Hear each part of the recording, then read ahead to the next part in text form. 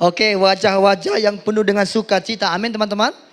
Baik, kita bersyukur kepada Tuhan bahwa kita bisa berkumpul bersama-sama kembali beribadah dalam ibadah Youth Blessing Community di tempat ini. Mungkin jumlah kita tidak terlalu banyak karena memang ada beberapa teman kita yang berlibur teman-teman. Tapi saya percaya itu semua, maaf, tidak mengurangi sukacita kita. Amin. Nah, hari ini saya berikan judul firman Tuhan dengan judul Jujur Itu Hebat. Bisa katakan sama-sama? Iya, ayo kita buka kitab kita dalam Matius pasal 5 ayat 37. Matius pasal 5 ayat 37 saya sudah cantumkan di slide. Teman-teman bisa perhatikan Alkitab, kita renungkan bersama-sama. Baik, kita baca bersama-sama ya. 3, 2, 1. Jika ya, hendaklah kamu katakan ya. Jika tidak, hendaklah kamu katakan tidak. Apa yang lebih daripada itu berasal dari puji Tuhan. Yesus berkata, yang diberkati adalah kita yang mendengarkan firman Tuhan dan memelihara dalam hati kita.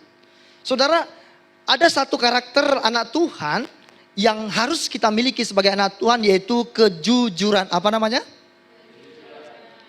Jadi sebagai anak-anak muda Kristen ini teman-teman, yang dimana kita ini hidup di tengah-tengah dunia yang penuh dengan kepalsuan, yang penuh dengan tantangan, yang penuh dengan godaan, yang penuh dengan tekanan ini, kita diharapkan oleh Tuhan itu untuk punya satu karakter sebagai anak-anaknya, yaitu jujur. Nah saudara, ada sebuah kisah, ada seorang anak yang bernama Budi. Ya, Budi ini adalah seorang anak yang suka sekali berbohong kepada mamanya.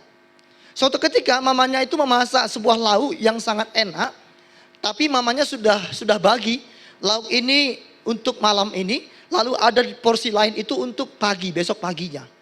Saudara, lalu mereka makan malam, habislah lauk untuk jatah malam.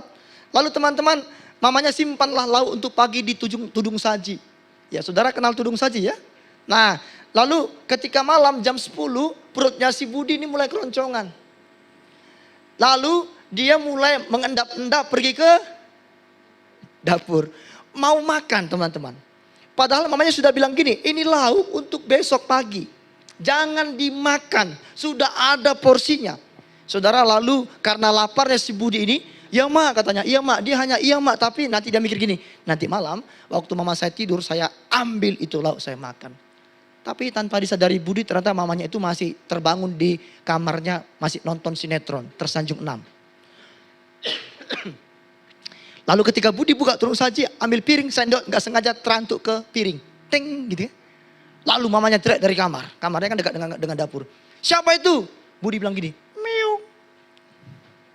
Mamanya nggak clue, tapi mamanya tahu ini pasti Budi. Lalu ketika Budi makan lagi, terantuk lagi sendok ke piring. Teng. Siapa itu? Kata mamanya. Lalu Budi jawab, miu. Mamanya nggak habis akal.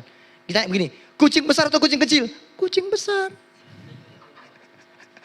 Lalu mamanya bilang gini, Budi, kata mamanya. Langsung Budi takut, Budi lari. Saudara, kalau kita lihat bersama-sama ya, sebenarnya untuk menjadi orang yang jujur itu sulit, ya atau tidak? Kebohongan itu seperti bayangan yang selalu ngejar kita gitu loh. Semakin kita menghindar, semakin kita diikut. Iya kan? Kalau kita punya bayangan itu kan kemana kita pergi, maka bayangan kita akan mengikuti kita, ya atau tidak? Ada sini bayangannya yang gak ngikutin dia?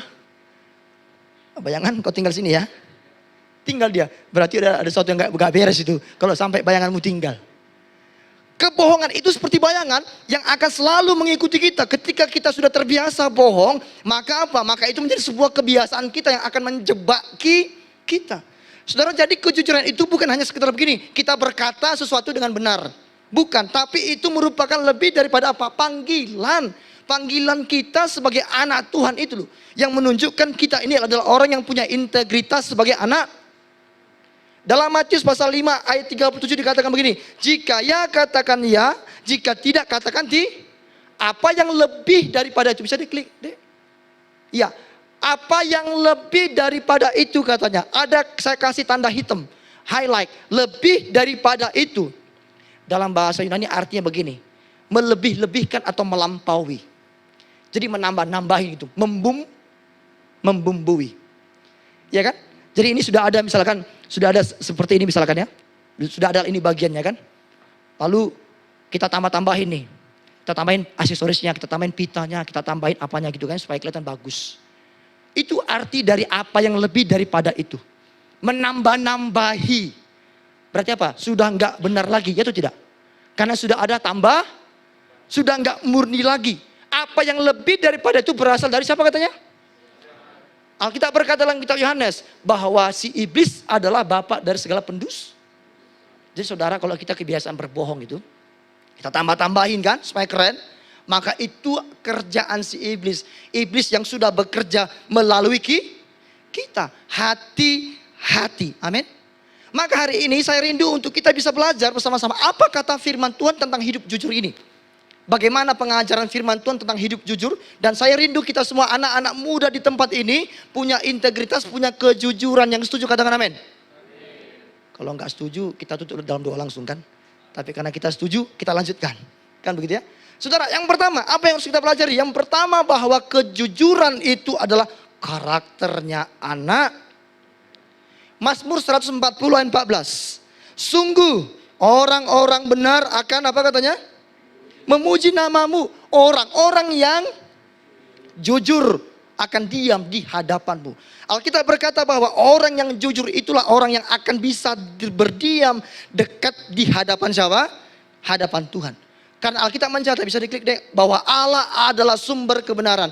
Dalam Yohanes pasal 14 ayat 6 Yesus berkata begini, akulah jalan dan kebenaran dan I am the way, the truth and the life. Akulah satu-satunya jalan, akulah satu-satunya kebenaran. Di dalam Tuhan tuh nggak ada dusta, yang percaya katakan amin. Tuhan tidak pernah bohong, Tuhan tidak pernah dusta. Dia nggak akan mungkin bisa berdusta karena apa? Karena karakternya Tuhan, atributnya Tuhan itu adalah dia Allah yang benar. Nggak ada kebohongan sama sekali, nggak ada dusta sama sekali dalam hidupnya. Maka kalau Tuhan berjanji kepada saudara, apakah dia akan membohongi janjinya itu? Mendustai janjinya? Tidak kan? Pernah nggak saudara dibohongi oleh pacar saudara? Pernah, berkali-kali pun Pak katanya. Bertubi-tubi. Tapi ingat, manusia boleh berdusta. Karena manusia adalah manusia yang berdosa. Ya itu tidak. Tapi ada satu pribadi, Alkitab berkata begini. Tuhan adalah sumber kebenaran. Dia satu-satunya kebenaran. Maka nggak ada dusta dalam hidupnya. Dalam dirinya. Saudara, jadi dalam Ibrani pasal 6 ayat 18. Saya baca begini ya. Ibrani 6 ayat 18. Supaya oleh dua kenyataan yang tidak berubah-ubah. Tentang mana Allah tidak mungkin berdusta. Jadi kejujuran itu bukan hanya bicara tentang perbuatan baik kita saja. Tapi apa? Itu merupakan cerminan dari sifat Allah. Siapa Allah sebenarnya itu.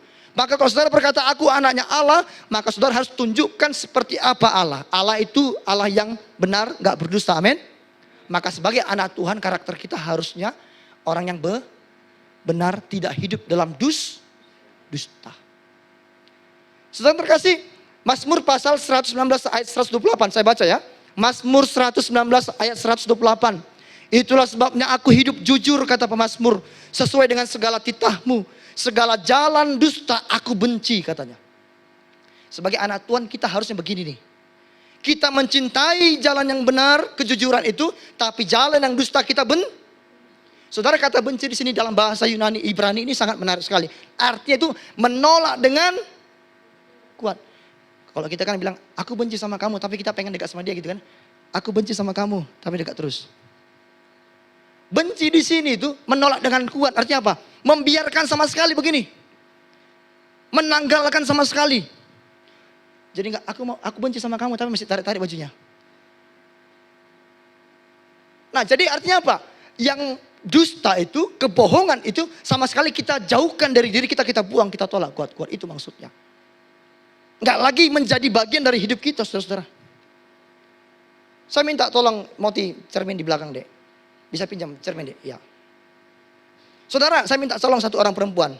Tadi siapa yang enggak sempat berdandan? Saya kasih kesempatan untuk berdandan di sini. Perempuan. Kasmir perempuan atau laki-laki? Oh laki-laki, berarti bukan kamu. Yang perempuan, Bapak minta tolong. Sini Moti. Ayo, silakan sini dulu yuk. Minta tolong saya dong. Minta tolong Moti. Moti sini boleh pegangkan ini dia, biar dia boleh berdandan dulu di sini ya. Oke. Ayo, minta tolong dong perempuan. Kita biar cepat gitu ya. Masih ada 2 jam lagi. Sini deh mak, masuk deh, maju deh mak, cepat deh mak. Cepat deh mak, demak jadi.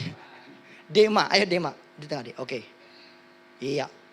Oke, sekarang Dema berdiri agak nyerong deh biar ke kameranya tetap kelihatan ya. Agak sini boleh? Kok dia takut lihat dirinya sendiri? Mati kita. Oke. Ya, Dema, dalam keadaan cermin seperti ini, kamu bisa nggak lihat wajahmu? Berapa matamu? Hah? Masih 2 ya? Udah lihat semua? Gigimu berapa? Teman-teman lihat nggak bayangan si Dema?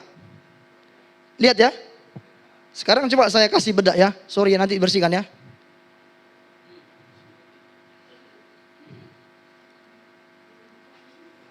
Nih. Dema bisa lihat lagi wajahnya dengan jelas? Ya mungkin masih terlihat tapi sudah ya seolah-olah ada jerawatnya. Padahal itu kan karena apa? Cerminnya sudah buram. Teman-teman, kayak gitulah cerminan kita sebagai anak Tuhan. Kita ini cerminannya Kristus. Saudara cermin yang bersih tadi atau cermin yang kotor kayak gini?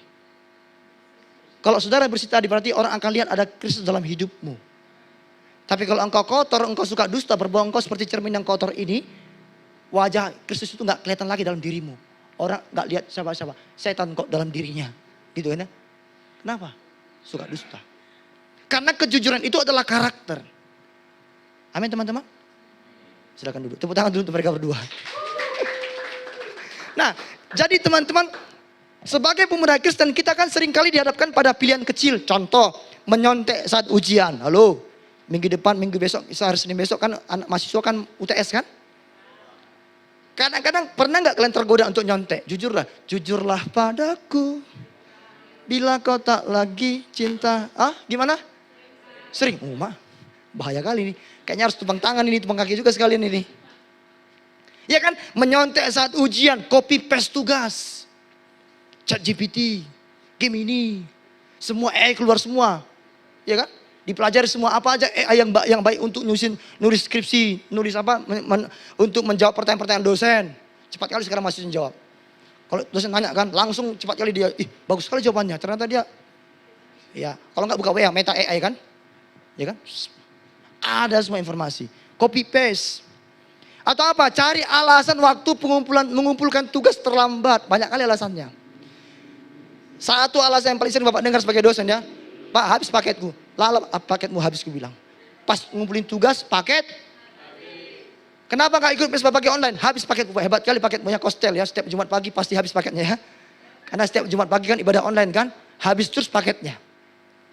Kalau udah begitu tuh Bapak sudah mulai ragu. Saya sudah mulai sanksi. Ya kan? Bapak juga pengen tahu gimana cara nyetel paket habis waktu tertentu. Ya kan? Waktu tugas ada, pas habis paketnya kan mantap kali itu ya. Ya kan? Jadi alasan kita untuk dosen kan begitu ya. Halo.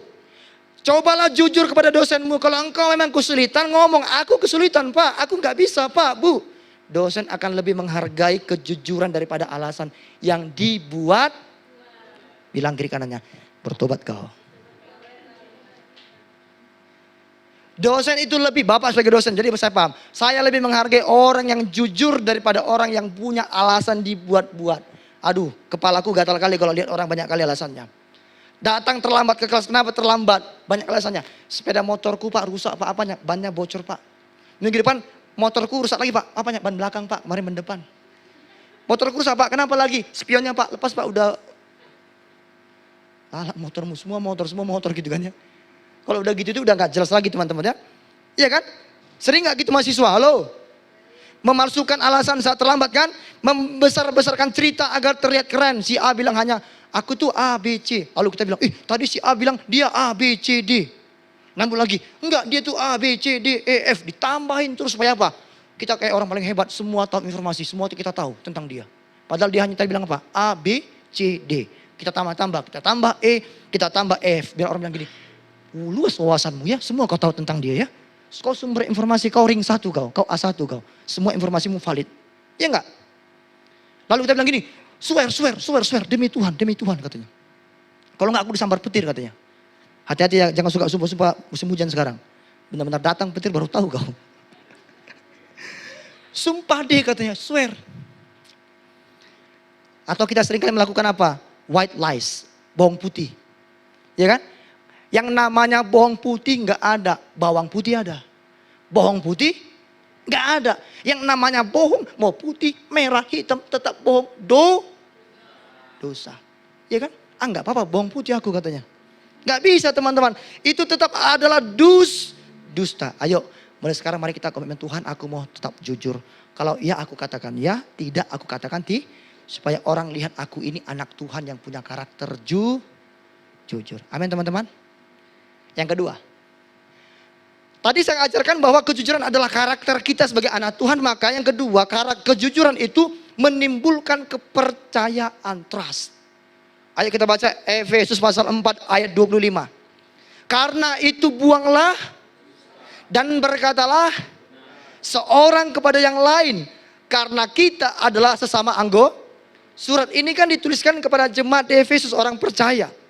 Jadi sesama orang percaya, kata Paulus itu, kita buang dusta, mari kita berkata dengan benar. Karena apa? Kita ini satu anggota, kita ini satu keluarga kerajaan Allah. Karena apa? Kalau kita berkata bohong satu dengan yang lain, maka itu bisa memecahkan komunitas kita. Gak ada lagi kepercayaan di sana. Maka dikatakan gini, buanglah dusta. Kata buanglah ini seperti ini. Seperti menanggalkan baju yang sudah kotor begini, dilepaskan. Membuang. Saudara punya baju kotor, saudara punya baju yang usang, saudara lemparkan, saudara lepaskan. Itu arti membuang. Menanggalkan apa? Menanggalkan apa? Dusta. Jadi dusta ini bukan hanya bicara tentang berbohong secara verbal. Maksudnya perkataan bohong baru dusta, enggak. Tapi apa? Segala bentuk kepalsuan, kemunafikan, manipulasi itu dusta yang harus kita buang teman-teman. Nah teman-teman, kenapa Paulus bilang harus kita buang dusta, harus berkata benar? Karena apa? Karena kita adalah, lihat perhatikan frasa terakhir.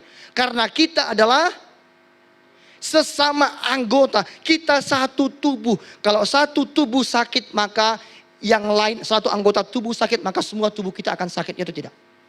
Maka saudara sering izinkan, Pak maaf Pak aku gak bisa ikut kuliah, kenapa? Kepalaku sakit, hanya kepalamu sakit tapi semuanya rasanya gak enak.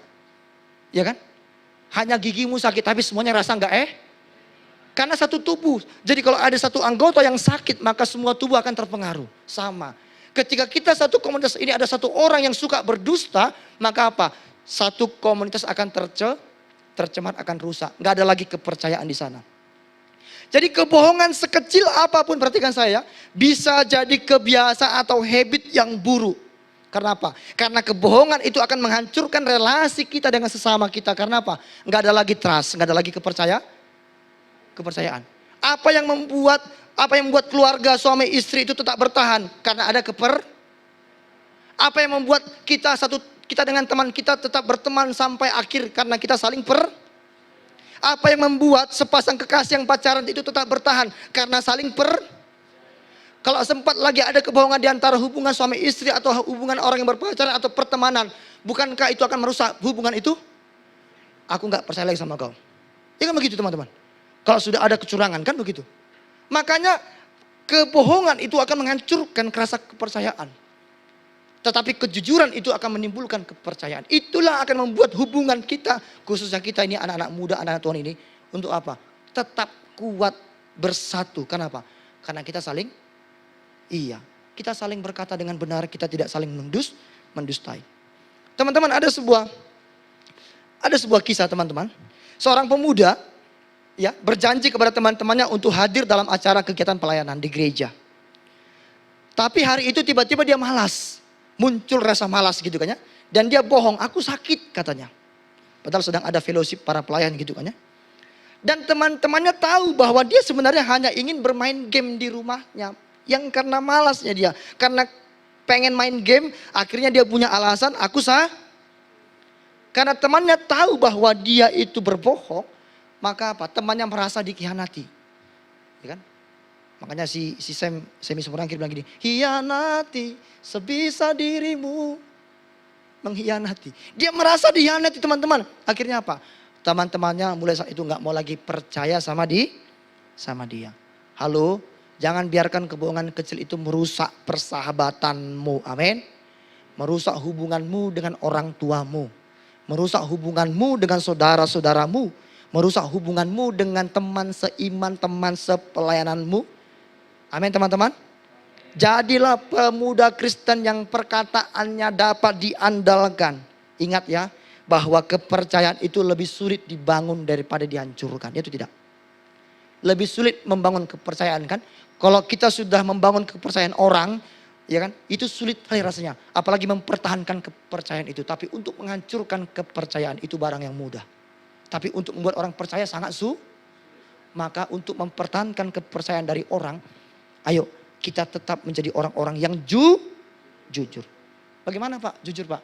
Di media sosial contohnya. Kalau saudara punya foto nggak perlu edit berlebihan. Kalau jerawatmu, lalatmu 4, biarlah 4 di situ. Ya kan? Jangan kau hapus.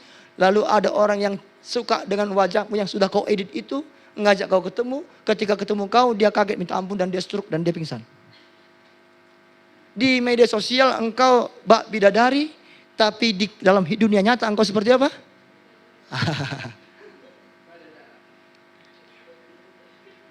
Apa nggak sakit hati orang itu? Coba lihat dulu, bayangkan. Sakit kali. Kalian pun sakit kan? Ternyata dia itu mau ketemu dengan aku karena wajahku di Instagramku, di profilku, di Facebookku itu manis, nggak ada apanya, nggak ada jerawatnya, nggak ada lalatnya, ya kan? Pipiku yang kembang bisa ku kempeskan, ya kan? Hidungku pesek ku mancung, rambutku keriting ku lurus, kulitku agak hitam ku jadikan putih. Sekarang kan canggih sekali AI kan? Buat aja AI. Kalau Bapak buat foto selintir, saya buat AI. Tolong buatkan fotoku jadi foto yang keren, bagus, warna kulitnya putih, hidungnya mancung, matanya 3, maksud saya matanya 2 gitu kan ya. Jadi itu teman-teman. Demi apa? Demi likes. Ya kan? Ayo, siapa yang begitu jujur? Jadilah apa adanya dirimu sendiri. Amin teman-teman. Jangan supaya orang itu ngefans sama kamu sampai kau tipu-tipu mereka. Itu bukan karakter anak Tuhan. Amin. Waktu kita belum ketemu sama orang yang tadi pengen ketemu dengan kita chattingan terus di dunia maya. Ya kan, dia merasa senang. Oh iya, ini kayaknya jodoh saya. Dia cantik, dia begini, kita ketemu. Aduh, dia merasa apa? Dia gak percaya lagi. Hancur hidupnya. Halo? Ayo, kalau kita hidup jujur maka itu akan menimbulkan kepercayaan yang akan menjadi berkat juga bagi kita. Itu tidak? Contoh, kalau dosen kita percaya sama kita, bukankah hidup kita yang akan diberkati? Amin.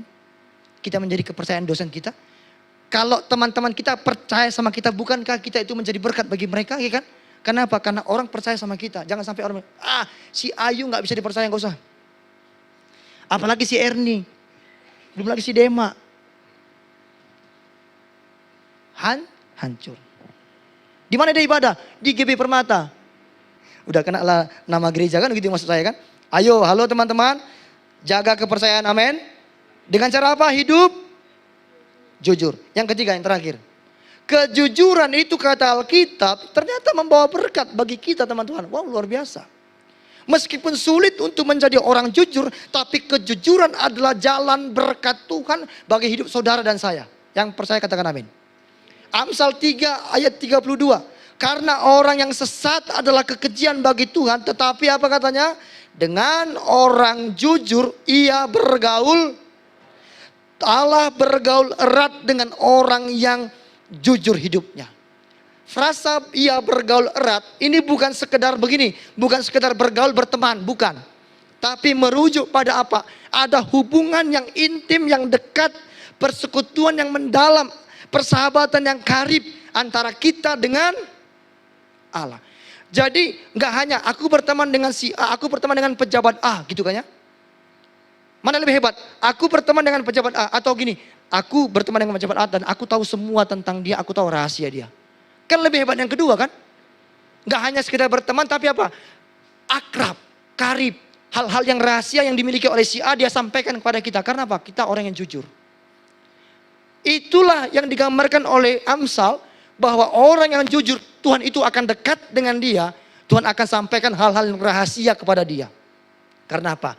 Dia trustworthy, dapat dipercaya. Nah, kalau Tuhan sudah bergaul erat dengan saudara, percaya nggak saudara? Ada banyak berkat yang akan Tuhan berikan bagi kita. Kalau Tuhan sudah bergaul erat dengan kita, dekat dengan kita, ya kan? Dia mau mencurahkan isi hatinya dengan kita, bukankah berkat-berkat yang lain itu akan dia berikan bagi kita? Saya baca di Alkitab tadi ketika saya persiapkan khotbah ini. Banyak sekali berkat-berkat jasmani bagi orang-orang. Bukan hanya berkat rohani. Tapi juga berkat jasmani bagi orang yang jujur. Karena Tuhan bergaul erat dengan saya baca ya, Mazmur 50 ayat 23. Ini salah satu ayatnya. Siapa yang mempersembahkan syukur sebagai korban, ia memuliakan aku, kata Allah. Siapa yang jujur jalannya, apa katanya? Keselamatan yang dari Allah akan kuperlihatkan kepadanya. Perlindungan dari Tuhan ada pada kita yang jujur. Keselamatan dari Allah ada pada kita yang jujur. Penyertaan dari Tuhan ada pada kita orang yang Tapi orang yang suka hidup dalam dusta, tipu daya, dia sedang menempatkan dirinya sebagai musuh Allah. Halo, hati-hati. Kalau kita punya gaya hidup berbohong, berdusta, maka kita sedang menempatkan diri kita sebagai musuh Allah. Kalau Allah sudah musuh kita, siapa lagi yang bisa bela kita? Bapak tanya. Nggak ada lagi kan? Tapi kalau Allah jadi teman kita, dunia musuh kita tetap bisa menang karena ada Allah di pihak kita. Jika Allah di pihak kita, siapa dapat melawan kita? Enggak. Tapi kalau sampai Allah yang jadi musuh kita, udahlah. Mau minta pertolongan dari siapa lagi kita? Enggak ada lagi apa-apa atau siapa yang bisa tolong kita. Makanya apa? Jangan hidup dalam dusta, dalam tipu daya. Karena kalau orang hidup dalam dusta atau tipu daya, dia sedang menempatkan dirinya menjadi musuh Allah. Musuh Allah adalah orang yang paling malang. Bilang kiri kanannya, jangan jadi orang malang kau. Kalau ke Malang boleh bilang, ada di Jawa Timur. Naik pesawat dari Silangit. Transit di Jakarta nanti. Saudara, jadi Bapak baca lagi ya, berkat yang lain ya. Amsal 11 ayat 11, mungkin saya nggak cantumkan, gak apa-apa. Amsal 11 ayat 11. Berkat orang jujur memperkembangkan kota, katanya. Tetapi mulut orang fasik meruntuhkan kota. Kalau kita orang jujur, berkat kita apa? Di mana kita ada, kita jadi berkat. Di mana kita ada, komunitas itu diberkati Tuhan. Luar biasa nggak? Kita ke gereja A, jadi diberkati Tuhan gereja itu. Kita ke sekolah A, diberkati itu. Kita pergi ke pasar, diberkati itu. Saudara pernah nggak begini? Saudara lapar, dalam perjalanan lapar, lalu saudara dan teman saudara singgah di sebuah rumah makan yang sepi. Hanya saudara dan teman saudara yang makan di situ. Lalu ketika saudara duduk makan, gak lama kemudian ramai orang mulai berdata. Bukankah saudara jadi berkat itu namanya? Karena kalau gak ada orang yang memulai, kan kalau kosong kan kayaknya gak enak. Kenapa sepi, kenapa gak ada orang kan begitu ya. Tapi karena kita berani memulai, mencoba, lalu orang lihat, ada orang sana, ayo kita makan sana yuk. Yang lain juga lewat, lihat, agak rame, kesana yuk, kayaknya enak. Ayo ke sana. Orang makin berdatangan ke restoran atau rumah makan itu. Kita bilang gini, sejak kita datang makin rame ya. Berarti kita jadi